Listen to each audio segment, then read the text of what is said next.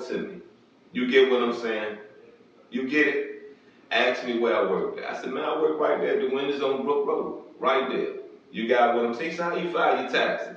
I said, well, I was told to carry myself for 6 months and then drop myself. You got what I'm saying? Like put a bunch of numbers on there, maybe 2, 3 numbers on there for 6 months, and then for the next 6 months drop it down to just one person. He said, no, I won't even do that.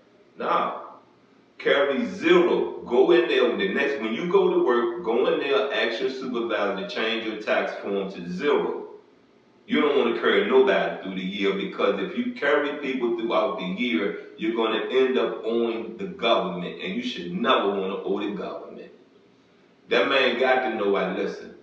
You understand what I'm saying? Because that's what I did the next day of work. My supervisor name was Dale. I went in there the next day. Bam, bam, bam, blah, blah, blah. There was nothing they could do about it.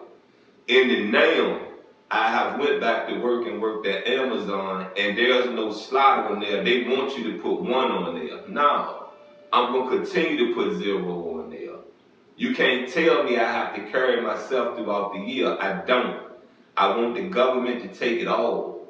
And what they was taking from me, when I really done the math, they was taking like $35 for every $100 I make. I broke it down that good. You understand what I'm saying? Right now, they probably going to take $40 for every $100 I make. So if my gross, no, my net is $400, that's $160 going out to taxes. Thank you. Please take it. Please take it. Because if I can live to reach my Social Security nest egg, I got a nice one coming. You understand what I'm saying? Now let's get back into some other stuff about being persecuted.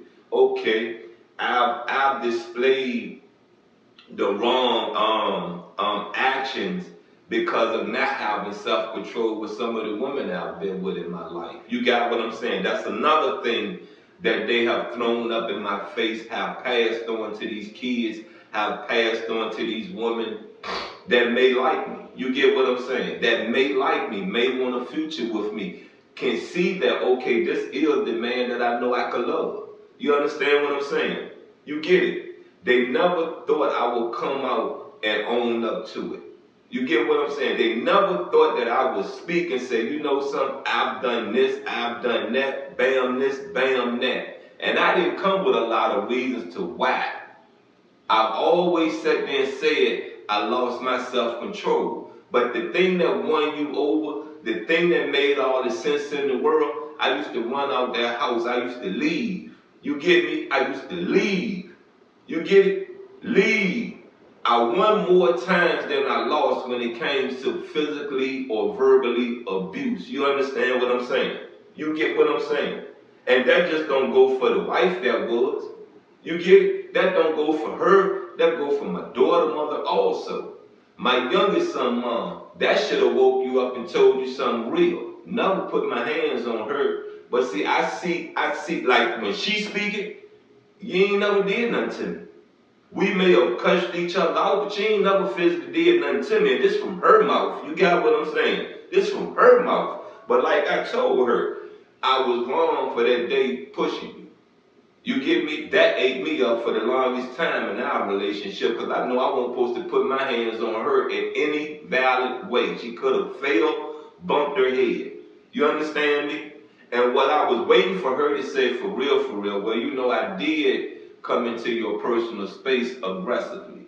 But she never said that. And she's a woman that's never going to own up to her BS. You get what I'm saying? Ain't going to never own up to her BS. You got me? So I say this to you, I don't have no resentment. None. None. I've explained something about my oldest son by not being there.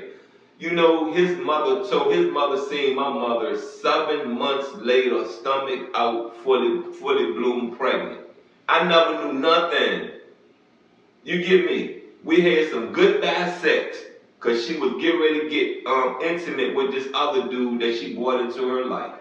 You get me? You understand me? 7 months later, my mama see her downtown, pick her, come home, say, Nas, you know, Jada pregnant. I said, no, I knew nothing. I knew nothing at all. So I got on the phone, called. Oh, I went around the house because she still was living on Hawthorne Avenue. Excuse me. And we got to the bottom of this. To fast track this, you know, right after he was born, I went to prison. The lawyer I had, you got what I'm saying, he made sure that I beat this case on the appeal. This case should have been won that day, February the 13th, 1991, in that John Marshall courtroom. I was supposed to be released that day. You get what I'm saying? But he put me in prison. He can override a jury's verdict because they didn't understand the fruits of illegal search and seizure. You understand what I'm saying? He didn't want to override it. You understand me? Now another thing I want to say is when we fast forward this to the now, I made a promise to the lawyer that, you know, you get me out of this, I'm going to the military. That's what I'm gonna do. And honestly, I can't say I made a promise. He asked me, what are you gonna do with yourself if this get overturned? I said, man, I probably just go on into the military. You get what I'm saying? I never said it like, okay, you do this, you do that, this is what I'm gonna do in return. You get me? All right, another, let's fast track it to this. When me and my son got to talking at the age of, I believe he was 18 and he was graduating, you know what I mean? Like I told him then, I'm not gonna sit here and bash your mama. You understand me? I gave him a good understanding of who I am, how I'm going to treat your mother, how I'm going to treat the situation of me not being in your life. Now, let's fast track some more to social media. I said on social media, okay, I was never in your life, but I was a paycheck. Okay, if I would have got out of prison and did what I told that lawyer I was going to do, I was never going to be there anyway because I was going to be in the military. And most things I do, I'm committed for life, especially the military. I would have been committed for life because, see, what I'm understanding about the military, and I knew this about the military, we're talking about in the 90s. After 22 years, that's considered retirement. You can retire from the government, the military, after 22 years of service. That means if I would have went in at the age of 23, come on now, yeah, I'm going to get my calculator. I just woke back up. But I'm going to get my calculator. Now we're talking about 1993 plus 22. Hold up.